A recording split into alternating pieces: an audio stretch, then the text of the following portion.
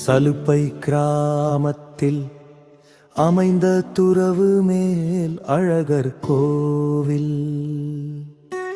கங்கை கொண்ட சோழபுரம் வடக்கே சிறப்புடன் விளங்கும் இடம். ஒரு நாள் யோகி ஒருவர் கிணற்றின் மேல் தியானம் செய்தார். பியாமணிகள் இருவர் நீர் எடுக்க வந்தனர், தவம் கலைந்தார்.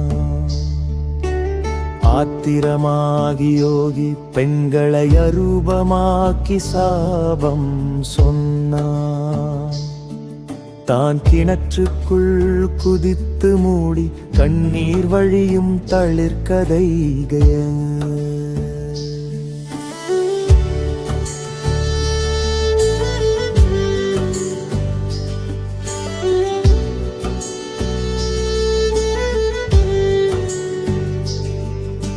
சோழப்படைகள் அழித்த சாளுக்கிய குலநாசனின் ஊரில் சலுப்பை என்ற பெயரில் இன்று இந்த தலம் பரவலாய் புகழ் பெற்றது.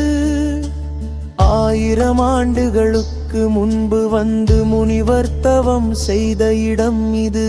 திருமண பாக்கியம், குழந்தை பாக்கியம் வேண்டி மக்கள் இங்கே வழிபடும். துறவு மேலழகரானான் அந்த யோகி இப்போதும் ஊரை காக்கும். அவரின் அருளால் மகிழ்ச்சியும் ஆன்மீக நிம்மதியும் வாழ்கின்றது.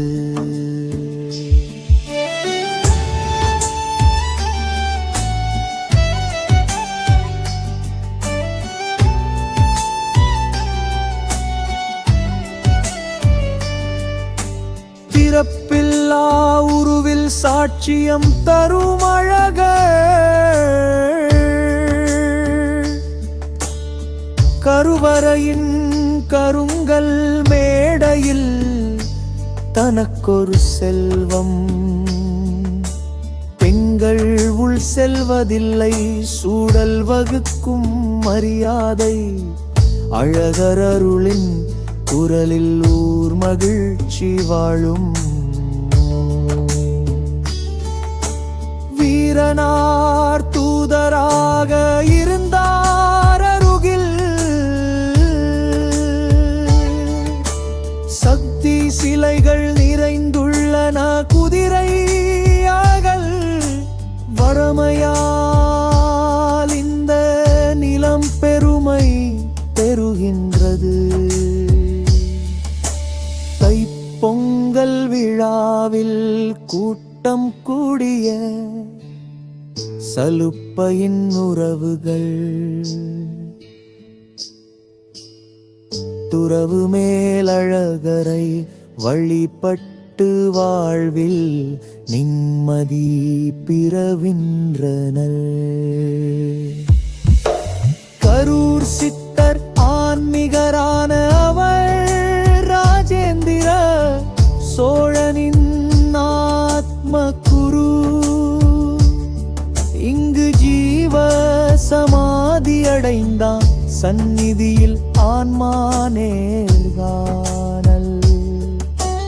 பெருமாளை போற்றி வாழ்நாள் முழுவதும் துறவு மேல் அழகரின் ஆசீர்வாதம்.